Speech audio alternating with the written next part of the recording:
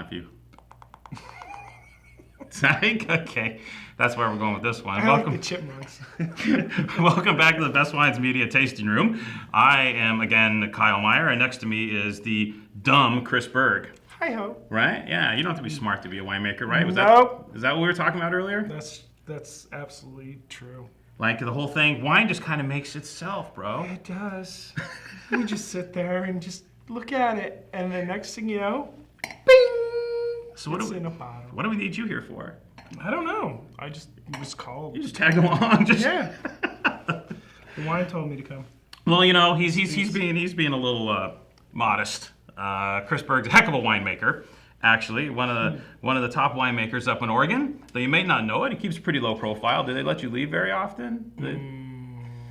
My wife kicks me out of the house every once in a while. Yeah. Then you go down to the winery and then you. Yeah. Can I come back?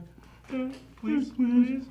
But I got a 5-year-old, and he basically loves it when I go out of town because it means Legos for him. Right. Yeah. Well, you actually make a bunch of wine. I do. Right? Lots. Right. More than I really can remember. You make lots because your day job, the memory still serves. You work at a larger facility or something like that, or is this full time? No, it's full time. Roots is full time. Finally. It's mainstream. No, big time. Not mainstream. No, that's too corporate.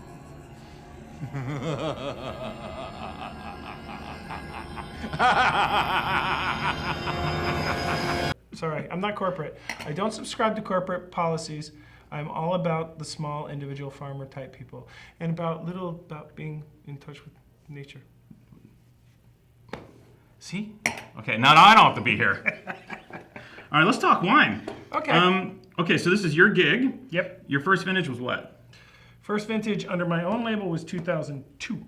That was off of our own vineyard. We brought in 2.5 tons total off of our 7.5 acre vineyard and made 70 cases of it and sold it all except for 2 cases.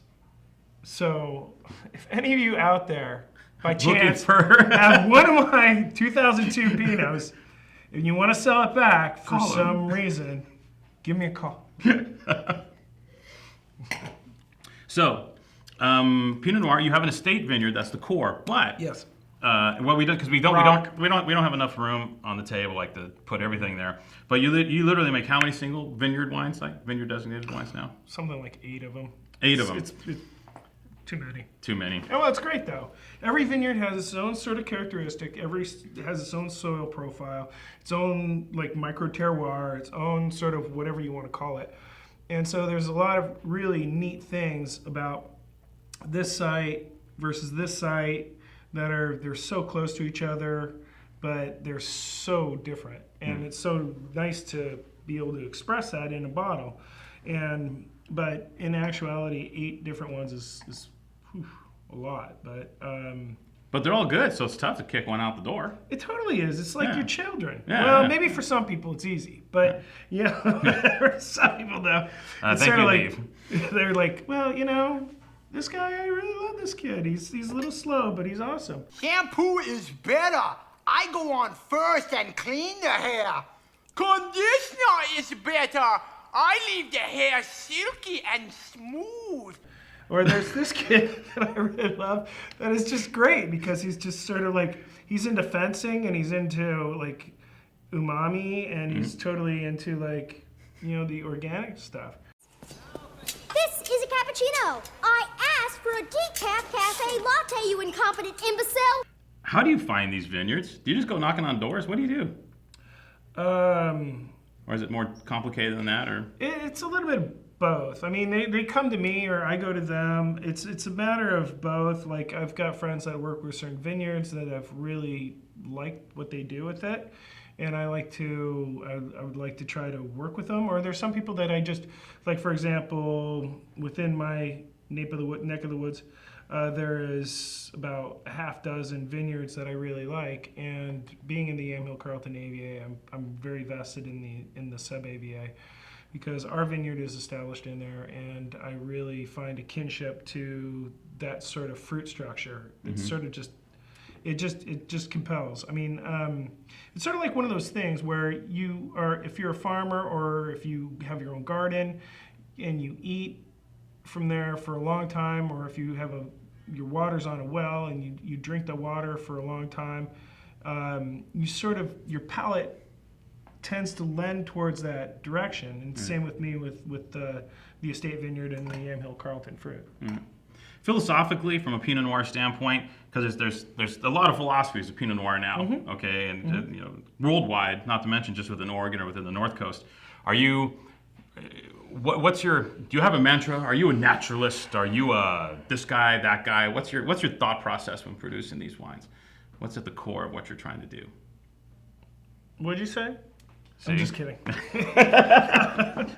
But you know, it's a little bit of both. You know, it's like, you know, we're in Oregon. We're not in Burgundy. We're not in California. I mean, the reason I ask is, you know, everyone's so quick to pigeonhole nowadays. Oh, I know. You know, like everyone wants totally. to jump into these camps, right? Yeah. And is the best wine really campless? The best wine is soulless wine, or I'm not saying soulless wine. Oh, no, the best wine. That's for some other people out there but I won't name them. I won't. But anyway, no. The best thing is the wines that have a soul. They speak of where they come from, and they basically the wines that speak of yourself. There's basically, in order to find yourself and find your own wine style, you need to sort of pick and choose different things that you really idealize with other sort of practices. Like, I really believe in certain things of the biodynamic movement. I really believe in a lot of things from the natural side of things. I believe in a lot of the sort of more conventional farming beliefs, in fact, by you know, not every vineyard is going to be suitable towards organic or biodynamic farming, just for the mere fact of its aspect, the location of it, the microclimate, where it may have poor drainage, it may not be able to allow water or air to flow through very well, it may have a lot of pooling of water in there, and so you get these sort of perfect situations for powdery mildew or botrytis and sort of disease pressure. Yeah. So you need to work on it on a case-by-case basis. Our vineyard is organic. I've been farming that way since we planted the place. Now, is that the best for every vineyard? No. But is biodynamics the best thing for everybody? I don't think so. Is natural wine the best wine out there? I don't think so. But you got to sort of just believe in yourself and go out and take your own sort of risks and chances and grow on your own. It's sort of like you got your little kid out there. He's out on the playground. It's sort of the same thing with wine. I'm using that as a mixed metaphor, totally mixed. And it's not really a metaphor. It's more like a simile, but wrong. But you go out there and you do this, and where you let the little children out into the playground, you got to let them fall. You got to let them get scrapes and stuff. Same thing with the wine. Yeah. Same thing with your philosophy as far as the winemaking. You got to go out there, take some risks every once in a while, sort of just try to do the best you can, but knowing that occasionally there'll be ups and there'll be mistakes. So use the F-bomb. You told me to use that. Totally allowable. You can say all you want. Yeah. And so you got to take those risks. And ultimately, what you're going to see with that is that you're going to see greater rewards. You're going to see more personal attention to it. You're going to see more a wine that has a soul. Yeah. Boom. Microphone drop. Out. All right, let's talk about some of the other wines besides the single vineyard stuff. You're on to Pinot. Because the single vineyard stuff is like with 75 and 100 cases, like super teeny tiny production across this range of 8 wines. Yep. Dude doesn't make a lot of gear. Not really. He makes a lot of labels, but not a lot of physical juice. Nope. But I'm also interested in talking about, I think this is one of the most, kind of like, one of the icon wines for you now, Sheboygan. You know what I'm saying? Like, because it changes all the time. The label's great. The wine has a great cult following in these parts, and people just flat out love it. What's the reasoning behind Sheboygan? What's the thought process behind this particular cuvee? Just a playful wine. It's playful in nature, but the seriousness is that it's not serious.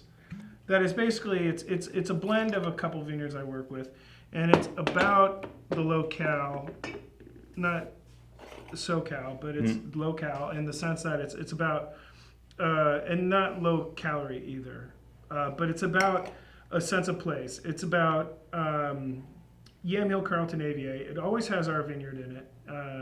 There's been 2 bottlings I've done of it. This bottling is a blend of a vineyard called Farsing and our own vineyard. And so this was, for me, a wine that was specifically about place. And it's one of the only other blends that I do other than the clay, which is Pinot that I do under the clay label, and the crosshairs. All right. And that's it. That's it. But it doesn't seem so simple. The wine's really super tasty, super generous. I'm just wondering if you build it to like kind of like, because the wine's always, damn, it just tastes good. You know, and it's got a little more oomph than some of the single vineyard wines, maybe because there's less of that site specificity in it. Yeah. You know, that just Say that again. Site specificity. Faster. Site specificity. Ah! Crushed it. So I don't know. I think it's smoking good. Thank you. And continue on the Thank you. Wisconsin thing. I guess that's where you were born. I was born in Racine, Wisconsin. Go Packers. Come on, you got to be surprised here. Yeah. Go Packers. Yeah, although it's mixed though. You know, I really, really have a soft spot for the Bears. We can edit that out. We can totally edit that, so we don't want any.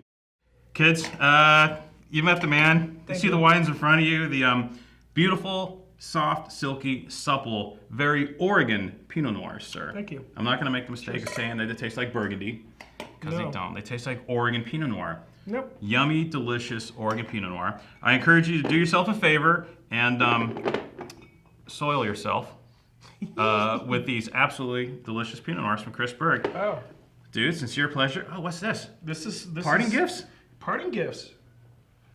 This is for you, It's got a root on it. and on the back. Sawyer.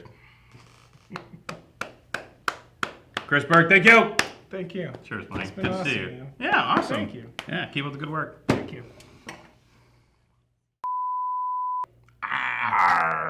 See, it's good for you. It's good for fiber. Terroir, eat the sand. You pinching my head? You crushing my head? Kuh. Are we? Okay, yeah. What do we do? Do you ask me questions? I ask you and questions. I respond them? Yes. Did you have a Oh, did okay. you have Yes. something prepared or A speech? You had your speech? Yeah. Yes. 4 score and 16 days ago.